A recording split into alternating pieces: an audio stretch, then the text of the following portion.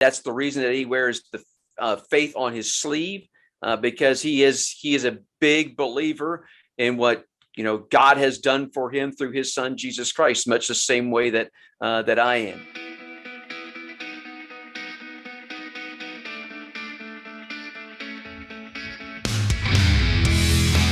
This is Sports Spectrum, bringing Jesus into the sports conversation. Here's your host, Jason Romano. Don Munson, welcome to Sports Spectrum. How are you, sir? I am great. Appreciate you having me on. Always good to visit like this, and our first time actually getting to see one another, but appreciate you having me on. Absolutely. It's great to talk to you. It's a great time of year. College football is just a couple weeks away. You are the voice of the Clemson Tigers, and anytime you say Clemson, it's an exciting time of year, and Dabo always has his team, as one to watch and one to contend with. Let me ask you about how you're feeling about this year's football team before we get into your journey in your career. Sure. One correction I'm going to make right away. I'm not the voice of the Clemson Tigers.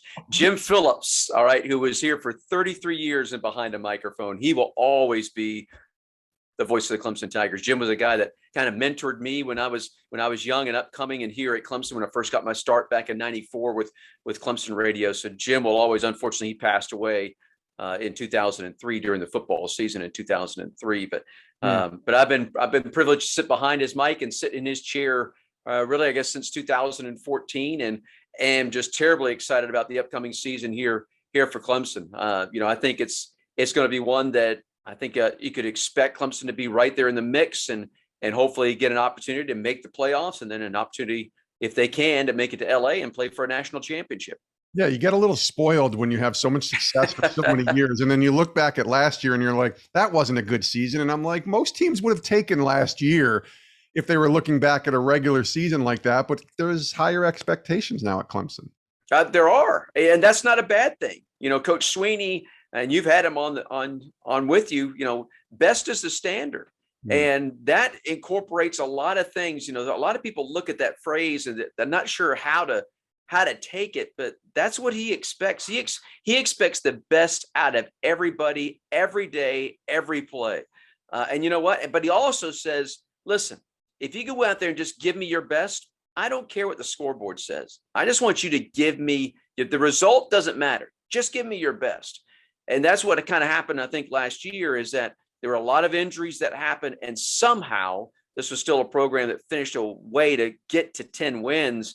And it was amazing. And culture did that. It was the culture that Dabo Swinney has instilled within the Clemson program that did it.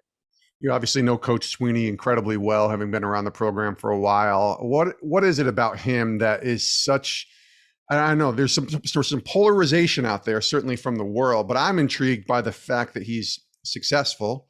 He's an amazing leader. When we did have him on and talk to him and feature him last year, a lot of humility, even though a lot of confidence at the same time. Tell me about Coach Swinney, maybe even the relationship that you have with him. Well, I think the thing that makes Dabo Swinney is first of all, is he knows exactly where his anchor holds. He knows exactly where his anchor holds.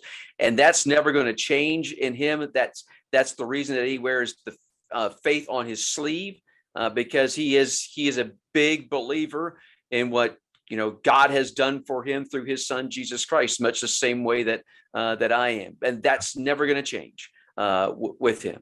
And then I think the other thing is that he has a tremendous belief in and of himself. You go back and you look at the backstory and what he came out of. Obviously his dad was an alcoholic. There was an abusive relationship that was there within the family. He has two older brothers that are out there as well. One of them that actually works with him, the oldest brother, Tracy, that works here at Clemson with him. But there's all kinds of backstories that's there. And believe me, he comes from a dysfunctional family. And that if there's anybody that shouldn't succeed, it's probably William Christopher Swinney, because of the dysfunctional family that he came, but he put all that behind him.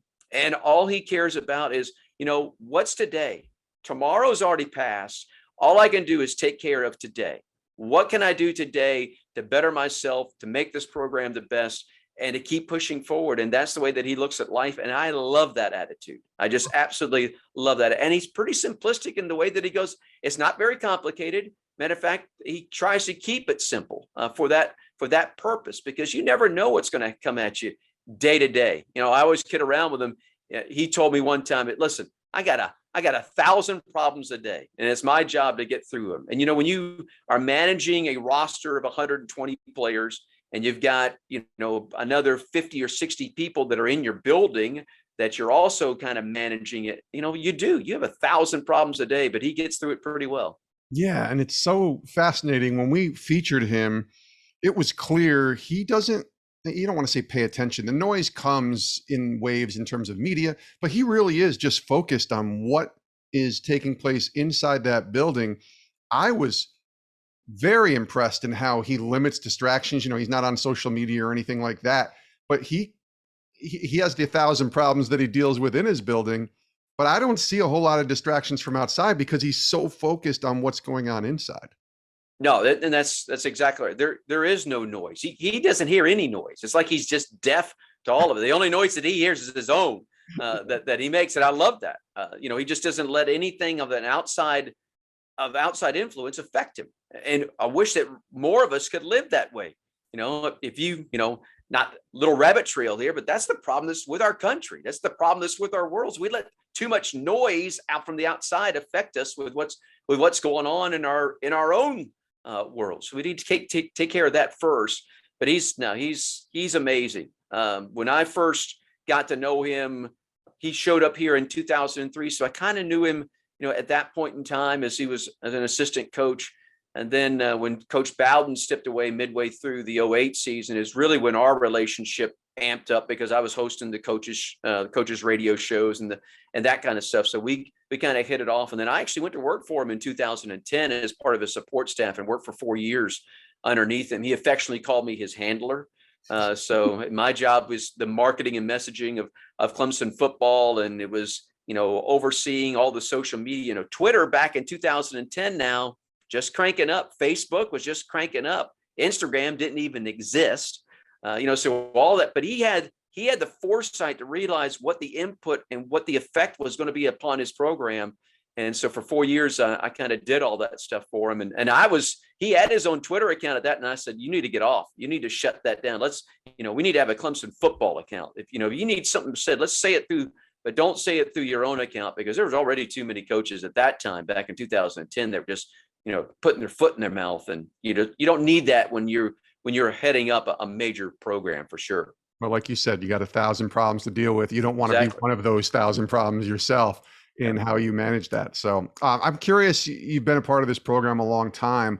What's been your favorite season? I remember being in Tampa in 2016 at that game. Actually, it was 2017, early 2017, when Clemson won the first national championship there with that team. And it was awesome to be a part of. And I would say they were underdogs in that game. I don't remember the spread or the lines or anything like that, but it was like overcoming this hump, beating the mighty Alabama, and Dabo getting his first championship, pointing to Jesus. I guess I'm giving you my favorite season, just thinking about what they've accomplished. Was that your favorite season? And if not, what was your favorite season that you've been with Clemson? Well, I guess there's different ways of saying that, because I've been involved here in Clemson in so many different ways. Started back in 94. I was just part of a radio crew at that time. Didn't go to the home games. Matter of fact, I was always in studio, so never went over to the stadium or anything like that. By the time that I joined the staff in 2010, we actually had a losing season in 2010. My first season with Coach Swinney, we lose to South Florida. We lost to Skip Holtz in South Florida in the Meineke Car Care Bowl in Charlotte, North Carolina, to finish 6-7. And that was the first losing season that Clemson had in a while. But it was also one of the most amazing things that I witnessed, because I'm walking with him down to the press conference, afterwards. And he goes to that press conference and he said, I know that this season didn't go the way that any of us wanted to, but I saw things. And I'm just telling you, we're about to embark on the greatest decade in Clemson football history. Wow. If you ask people that now, raise your hand if you believe Dabo Swinney at that time. Not too many of us going to raise our hands, but he did. He believed it, and he almost willed it into effect. But probably my favorite season was my first behind the microphone for Clemson. That was 2014. I mean, it was, for me, I'm 52 years old. This is a young guy's business. All right. This is a play-by-play stuff is a young man's deal. And at 52, I thought, all right, it probably had passed me by. Had an opportunity 10 years prior at Clemson, or not quite 10 years prior, but when Jim passed away, but they decided to go a different route. And so, for 10 years, I was kind of, out there floundering a little bit, but God had a plan, and it was amazing to see what he did in that 10 years to get me to where he got me. And then it's been a blast. I mean, it's just been an absolute blast doing it. But I would say that first year out, my very first game was between the hedges against Georgia. So no better way to open it up than Clemson and Georgia. Now, obviously the season didn't end in a national championship, but I loved everything about that first season. And I try to remember that first season as much as I can, but since 2014, I've seen Clemson lose once at home. And I mean, it's amazing.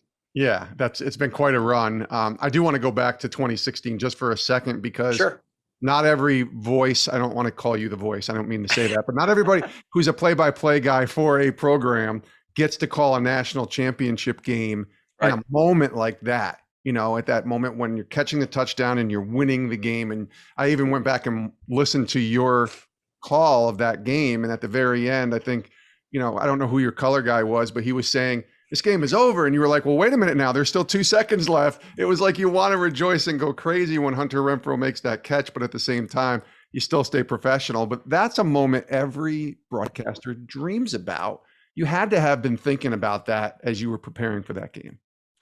Well, I mean, there's no doubt about it. It's something that I've dreamt about probably since I was a kid.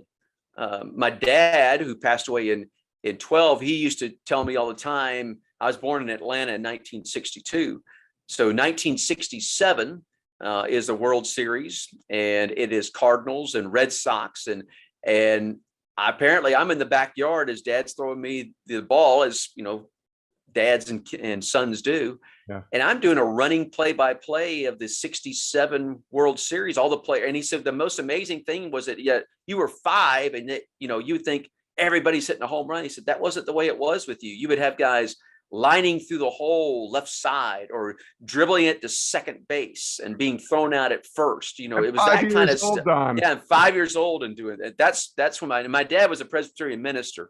So, but he said, that's when I probably should have realized what you were going to go into and do. So I've, in some way, in shape or form, I've been probably dreaming about that moment. But now to think that, I've been in, it's amazing what has happened. I mean, I've called, the only thing on my bucket list that I haven't called is a Rose Bowl from a college football standpoint. I don't know that we will ever get to a Rose Bowl, but, maybe we will. But, to think that I've done Orange Bowls, that I've done Sugar Bowls, that I've done national championship games, done semifinal games. It's amazing what has happened, and the greatest thing is the best is yet to come. I mean, I'm a Swinney disciple in that. The best is yet to come. I'm 60 right now, but I'm just telling you, the best is yet to come for my broadcast career, and I'm excited for what's ahead of me. Don Munson is our guest here on Sports Spectrum, the intersection of sports and faith. And you talked about your faith in the Lord. It's strong. It's important to you. You even mentioned your dad being a Presbyterian minister, which I have to imagine has a big impact on your faith. Let's talk about that and the impact that Christ has had on your life. Well, yeah, sure. I actually it's funny, I was born in Atlanta, but I call Montreat, North Carolina home. My folks built a house in Montreat in 1962. We used it as a summer residence until 1972. We moved there full time in 72. My dad took a job with what at that time was a junior college there, Montreat Anderson there. And then it developed into a 4-year school. In 78, however, my dad took an associate pastor's job over in Hendersonville, North Carolina at First Presbyterian Church there in Hendersonville. And so off we moved to Hendersonville, but we kept the house in Montreat. But Montreat's what I will always call home. Montreat, home of the Billy Graham Association. So I grew up with the Graham kids. Ned, the youngest, was one of the closest in age to me. Franklin, who heads up the Graham ministry now, Franklin probably about 5-6 years older, I guess, than I am. And I still see him from time to time. One of my good friends is actually the head of security for Franklin, a guy named Billy Davis, who played on the 1981 national championship team here at Clemson. Yeah. And Billy and I have gotten to know each other extraordinarily well. But, so that's where, and it's amazing because of all of that, and just because of the path, the people that have been set up in my surroundings that I've been able to grow up at the feet of. Billy Graham, when I was a kid, we didn't know Billy Graham. He was just Dr. Graham. We didn't know, and he would come fish with us. He would go camping with us. He would, we'd go trick-or-treating at his house. He'd come down, play softball or football with us. We didn't know. Yeah. But it's amazing, what you kind of all of a sudden realize, the people that you get your life surrounded by because of really your parents' influence, both my mother and my father. My mother was thick as thieves with Ruth Graham, Billy's wife, and so the two of them were extraordinarily close. My mom passed away just last August, but it's amazing when you look at it. And I came to a faith in Christ at a very young age, to the point where I can't tell you that definite date. I just can't tell you, but I know what I believe, and like what I said about Coach Swinney, I know where my anchor holds. And that's important it's the most important thing in my life. It's way more important than my job. My job is actually third in my life because I have a wife that I've been married to for 38 years. We've been dating for 43. We have a child that's 31, and she has special needs. And let me tell you, my wife and my child are way above my job, but they're not to the point where toward my faith is. I think that's the thing that's taught us in Scripture. You better not have anything ahead of God, because He is a jealous God, and He wants everything from me. And so that's what I have to try to do each and every day, is make sure that I do give Him my all. I did read or hear somewhere too that you mentioned your dad. He was influential in your radio background and your broadcast background as well, right? Yeah, he actually worked for a gentleman by the name of George Manford Gutsky, who had his own radio ministry. Manford was from Manitoba, and so was from Winnipeg, I think was home for him. But we didn't live in Manitoba at that, but Dad worked in his radio ministry that was based out of Atlanta back in the 60s at that time. And George Gutsky was, if you don't know who George Gutsky is, look him up. He was a great minister, great man of faith, big burly guy, just big, and the biggest, longest eyebrows that have ever existed in the face of the earth, and that was his calling card, as a matter of fact. But just a delightful man to be around. And even as a young kid, I could know he was a big teddy bear, and almost like a grandfather to me in a lot of ways. But just had again, maybe at the age when you start realizing what's kind of going on around you, 3, 4, 5, you don't understand the input that people are having on you at that point in time. But you do as you get older, and I'll see George again, I'll see Manford again, and we'll get to spend eternity with him, and that will be a great reunion at that time. When did you realize that this was something that you were pretty good at? And I say that with all humility. Obviously, the career you've had, you've had an amazing career, but there's a humility, obviously, and a posture of that I can sense in you. But you're good at it, or else you wouldn't have done it for so many years. Was there a moment when you saw the fork in the road and you were like, yep, I think I'm going to head down, other than being 5 years old and calling the 67 World Series? I mean, come on, Don. But, is there a moment when you thought, oh, this is a job I could actually pursue and do? That was probably in college, my sophomore year in college. My first year, I went to King College in Bristol, Tennessee. Then I transferred into Appalachian State in Boone, North Carolina, for my sophomore year. And it was really my roommate, a guy named Mike Gore, that was, we decided we both transferred it to App at the same time. He was a high school friend of mine, very close high school buddy of mine. And we decided, okay, we're going to transfer. Let's get an apartment together. We'll room together. And Mike was the one that said, hey, he said, I'm going to go to the student radio station meeting. You got to come with me just to see what this is about. I think I was a business major at the time and all that kind of stuff. So I went and immediately fell in love with it. And it didn't take me long to change my major. So that was my sophomore year in college, but probably sometime during my junior or senior year at App was when I realized, okay, I've got an opportunity, if I want to pursue this. And again, the way that God works is it was somebody that called me that gave me my first job in radio after I graduated from Appalachian State. My wife and I both were at App. Elizabeth had another year to go when I graduated in '84. So we get married. I didn't have a job. We got married 2 weeks after I graduated, went off on a 2-week honeymoon, came back, spent about a week at her parents' house, and then we had to move into student housing in Boone in late June of '84. And so we get there and we're moving in, and one of my buddies in Boone calls me that night that we're moving in and says, hey, our sports director walked out of the radio station yesterday. If you're here tomorrow, I'll introduce you to the general manager. Think I can get you. And that's the way it happened. I literally went down the next day. Elizabeth and I thought, all right, we'll see each other maybe on the weekends. I thought I was maybe going to go to work for a television station somewhere. I'd intern with a television station, thought that was a possibility. But it ended up that I went right into radio work, and that allowed me to start doing play-by-play for high schools, and then also basketball-wise for Appalachian that late fall and then through that winter. And that's where it started. And $210 a week, baby, in 1984. And it was, man, and we were living large. I mean, we just absolutely loved it.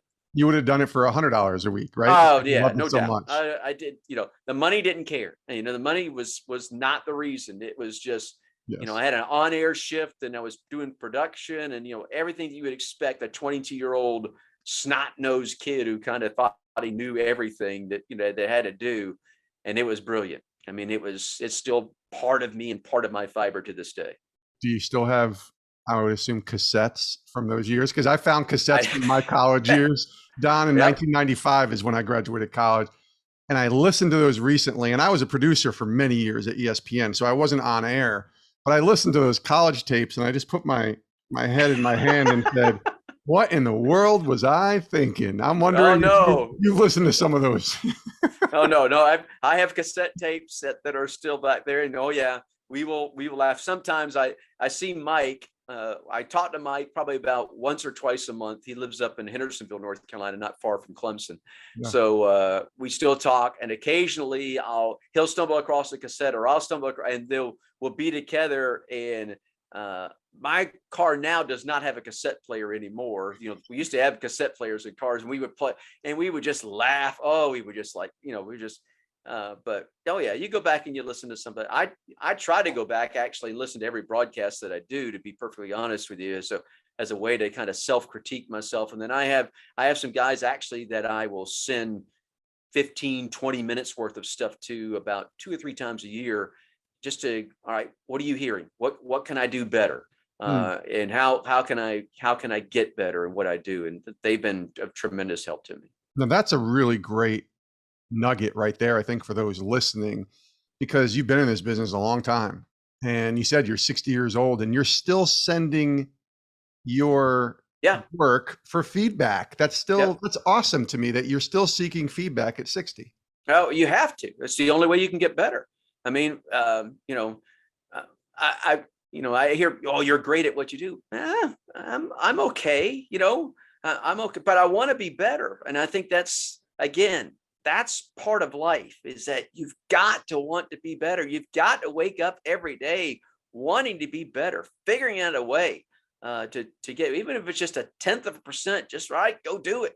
Yeah. Figure out a way. But I still have goals at 60? Doggone right, I still got goals. There's still things that I want to do in this business that I haven't done yet.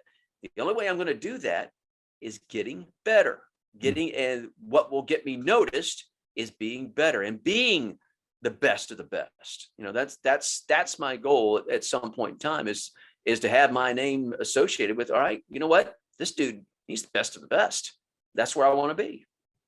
One of the other things that I know is your pride and joy, you mentioned her, your daughter, Michelle. You Right. mentioned that she's special needs. And it made me think about this job and this role. And I know you've had a unique role in the sense of what you've been able to do for so many years, but how did your job, or maybe even your perspective, change when you became a dad, when Michelle came into the picture, and suddenly it's not just about Don Munson anymore and the job that he wants? Well, it's funny because when Michelle, born in August of 91, and she spent the first 10 days of her life in neonatal in the hospital in Asheville, North Carolina. Hmm. First 3 to 4 days of that were very touch and go, whether or not she was going to survive. But she proved to be a fighter, and we got her out, like about 10, 12 days, something along those lines, got her home. And but we realized she started taking physical therapy. She wasn't even 24 hours old, and she was already taking physical therapy. She was born with what's called congenital myotonic muscular dystrophy. For those of you that don't know, there are well over 60 different types of muscular dystrophy that are out there. That's the spectrum. Everybody just associates it with Duchenne's muscular dystrophy, which is the most common type that affects males primarily. It's not very common in females. And actually, for a female to have muscular dystrophy is a little bit of a rarity. Unfortunately, we're beginning to see more and more of it. Yeah. But Michelle, and then at the age of 4, she's then diagnosed with autism. So now, and at that time, and here's the way God works. Yeah. All right. So we moved here in 95 to the Greenville area of South Carolina in 95. We have not even been here a week, and that's when Michelle gets the diagnosis of autism. We'd already had it scheduled, and she went back up and was going to have the testing there. And so Elizabeth was with her. I had to be at work for my work, and she called me.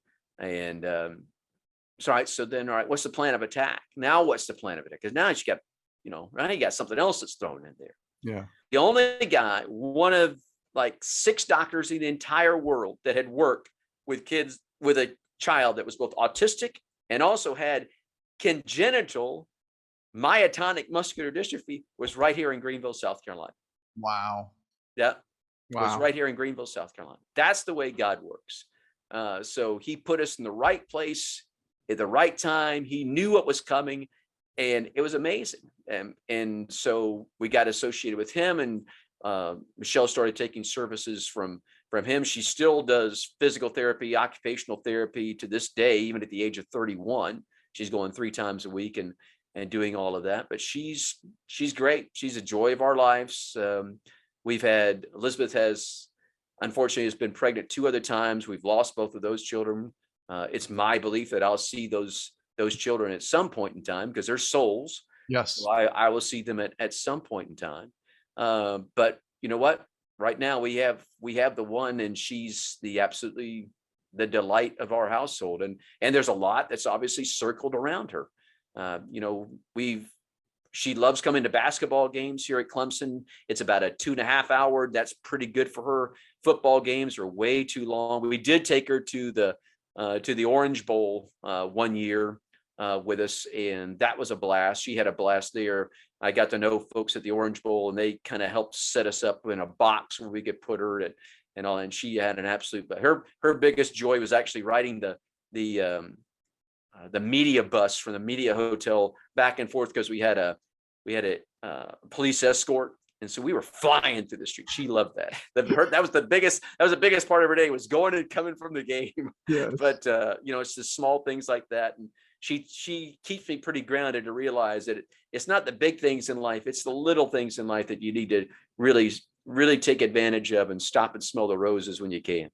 Well, that might be the answer to the next question I was going to ask you, but how have you seen your relationship with Christ grow or evolve even since Michelle came into the picture? Oh yeah. So when Michelle got the diagnosis of autism, I was a mess. I mean, I was Elizabeth, like I said, she was up in Asheville. She was there with her folks, was going to spend the night in Hendersonville, which is where her folks live, and then come back down to Greenville the next day. I mean, but Elizabeth called me, and it broke me. I mean, it shattered me. She goes, she'd already had enough. So I can remember getting on my knees and, and for some reason, God brought to my mind, hey, you know what? All of my servants at one time, but and he brought to me David. And all I could think about was David there praying for the child that he was going to have with Bathsheba, that was committed in maybe the worst shape. Not only did he commit adultery with Bathsheba, but by the way, then he had her husband killed, put her in a position where he was going to be murdered. This is David we're talking about. All right. This is David. All right. So, but that's what, as I was praying, that was, I've got you. That I've not made a mistake here. Believe me, I've got you. And so from that point on, it was like, all right, let's see where this is going to take me. It's been a marvelous way for both Elizabeth and I to witness to other. We become support parents inside Muscular Dystrophy Association. Michelle, for several years, was an MDA ambassador, which meant she went around to all of these different events and collected checks from the Muscular Dystrophy Association. Our biggest was at the fall brawl up in Asheville in the mid 90s with WWE. That was a blast. We had a blast up there. And WWE gave a check for $400,000 that Michelle accepted from the Muscular Dystrophy Association. We used to do the MDA telethon that Jerry Lewis, did and all that kind of stuff. And then with autism, we've also become support parents with autism. And I've actually had a couple of friends of mine, not that have had autistic children, but it taught me how to handle that have had special needs children. And, they saw me and they called me, and it's, I've had to talk some of them off a cliff before, but it's been a great way to be able to not to share what my faith is, to share the foundation that I have, and, to share with others that, there is a God that's out there. And he does love you. I think that's the other thing that I will tell you within the Christian community, within my own life, is that sometimes, we say this word love and we think that, hey, brother, I love you. Well, you know what that means? That means getting in there in the thick and thin with people. That means getting in there. And sometimes that means you have to have the voice of rebuke, because that's love. When you rebuke somebody and you do it in the proper way, you're doing that because you want the best for them. That's right. You want the best. And but there's also in a way that, you know what, you just need to love up. Sometimes you just need to hug somebody. You need to love up on them and let them sob on your shoulder. Let them pour out to you. There are all kinds of ways of loving up on people. And I think that so often we see it as just the soft side. Sometimes there's a hard side to love. And that's the way that God deals with us. He's never going to give us more than we can handle, but sometimes he's going to put stuff on our plate. They were like, that's spinach. I don't want that. But sometimes you got to down it. You got to have that. And it makes you better, and it toughens you up, but it also helps you handle situations. One of the ways I've noticed with you too, we mentioned about Coach Swinney in social media, but you're on there and you post a lot of encouragement, a lot of scripture, certainly a lot of your work and the role with Clemson as well. But why has that been a place for you to be open about your faith? Because social media is such a cesspool. Yes, it is. So I have actually, it's a cognitive effort on my part. I try to put up something each and every day. Now I don't do it each and every day, but I try to put something up each and every day that's usually going to be either something that has come from my quiet time. I'm a big Charles Spurgeon reader. Love everything. I do a daily devotional every day with Spurgeon. I love that. I try to make sure do a biblical reading morning and night, and I try to find it. Sometimes there's something in there, that I look and find. But I'm going to try to post something positive each and every day, and usually it's going to be Christ-centered when I do that, because you never know who is out there. And believe me, I've had plenty of people that have reached out to me. It was funny.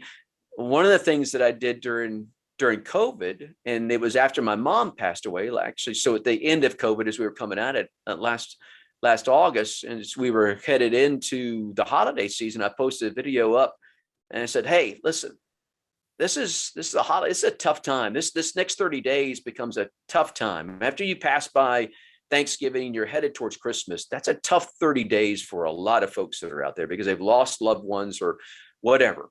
Yes. And so I posted up and I said, here's my telephone number. And I gave out my cell phone number. I do that all the time. 864-483-6894. That's my cell phone number. 864-483-6894. And call me, right? Call me. If you're watching this, you feel like you just need somebody to talk to, call me. I'm available 24/7, 365. Not going to turn down your phone call. And I had a gal that was in the service that called me from Alaska. Wow. 22, 23 years old. And she called me and she said, I just want to thank you for posting it up. I think I put it up on my Instagram and Twitter account, maybe even Facebook. But it was, and I had thousands of responses from that all over the place. And it was amazing to sit back and watch that. Sometimes it's just the one thing that you can post up there that you just never know when you're going to impact somebody's life, when you're going to be able to touch somebody. And that's our job. That's my job as a follower of Christ is to do that, is to try to touch people, to be able to share the message of Jesus Christ with them, that there is forgiveness, that there is a God that loves you out there, that there is a better way, that there also is a devil, and that there are demons, and that they are going to fight you every inch of the way, and they're going to continue to do things in your life. Devil continues to throw arrows at me all the time, but the more that I believe and the more that I strengthen my faith, the less those arrows have a tendency to come at me because I'm protected by God. I am protected by Christ. It's, have you took notice of my servant Job? Have you seen him? Yeah. Well, God allows him to get attacked, but then what happens? Job comes out the other side way better than when he would, even though he had to go through devastating loss, he comes out the other side remarkably better. Yeah. You gave your phone number out. It's funny. I heard everything you had to say, but yet my mind goes back to you gave your phone number out. And I think that's great. I really do. I wish more people would do that and be more open, but we're such a guarded group of people. Why? I don't know. Like Bob Goff. Do you know who Bob Goff is, the author? No. So Bob Goff wrote an amazing book called Love Does, and he's a believer, and his books have impacted a lot of people. He's a best-selling author. On the back of his book, he puts his cell phone. And he says the same thing you said. Listen, if you're going through something, call me. And he answers the phone. It's him. It's not some weird phone number that goes to a text message thread or whatever. It was him. And he's the only other guy that I've ever heard in 5 years of doing the show give out his number, just because he says, I'm available, I'm open, I'm willing. And if you call me, great. And if I'm busy, I didn't answer it, leave a message and we'll figure this out. I just love that. Don, it's so foreign. I guess that's why my reaction is this way. Well, here's what I'll tell you. If you jotted down my phone number and you're thinking about calling me, all right, and you don't, you're not a Christian, you don't believe in this God, doesn't mean that we can't communicate. Doesn't mean that we can't get along. That's the other thing that I think is really wrong with this world right now is that, hey, if you're not of the same mindset and if you disagree with me, man, you're just an awful human being. No, I'm not. No, yes, I'm not. Exactly. And neither are you. If I don't agree with you and you're not an awful human being. Right. We're so messed up. I keep kidding my wife all the time. I'm running for senator at some point in time. I've decided I don't want to be president of the United. I want to be senator. It's the best job in America. Being a senator in the United States of America, easily the best job in America. At some point in time, I'm going to do that. She's, you'll never get elected. You're too conservative. That's what's going to get me elected, because I am that conservative, and because I do care for people, and because I realize my own faults, and because I realize what I have been through and my experiences and I also do but the biggest reason is because I think that God has a plan for me and for my life. And I say that I kid my wife, but the more I mention this to people, the more I have them telling me, yeah, I'm 60 right now and I love what I'm doing. But I have a feeling that God may be working in my life, and that at some point in time, he actually may have me do it. And I think that I'm in a great place in the state of South Carolina to do it. But we'll see. We'll see what happens. The best is yet to come, right? Best is yet to come. And I love it. And I don't know what's to come. And that's the part that excites me the most, is to see what does happen. I want to see what the future has in store for me, because I know God's plan for me is pretty doggone good. It's way better than my plan for me. That's for sure. That's it. And it'll be fun to watch what his plan is for this season. And it'll be fun to watch what his plan is down the road for you, Don Munson. Thanks for being here. Thanks for sharing your heart. And just really appreciate your story and you coming on the show. Thanks so much for joining us. I appreciate you having me. You reaching out, brother. Hopefully we get an opportunity. Now, you need to come to Clemson. I'm telling you. I've never been, and I told my friend Richmond Weaver. You know Richmond Weaver. Oh yeah. Well, all right. Great friend. You've got a source. You've got tickets. All right. Anytime you want to come, we'll got you taken care of. You come up here, you visit with us. You can kind of see what all this is about. It is an awesome experience to come to. And I realize that I look at things through orange colored glasses. It's the best atmosphere in all of college football. It's an absolute blast, and you will have just a grand time if you come up and see us. Don, count me in, and hopefully maybe even this year. We'll see how soon we can turn this around. But it's been on my bucket list for a long time to come down and hang out at Clemson for a weekend during a game, and you just made the offer, so I'm going to take you up on it, my friend. And we're going to take great care of you. We'll treat you like a king. That would be amazing. Thanks for being here, buddy. I really appreciate you. All right. Appreciate it. God bless all of you. Thanks so much for watching today on Sports Spectrum. Make sure you click that subscribe button so you don't miss any other videos. And if you want more stories on sports and faith, check out our website, sportsspectrum.com.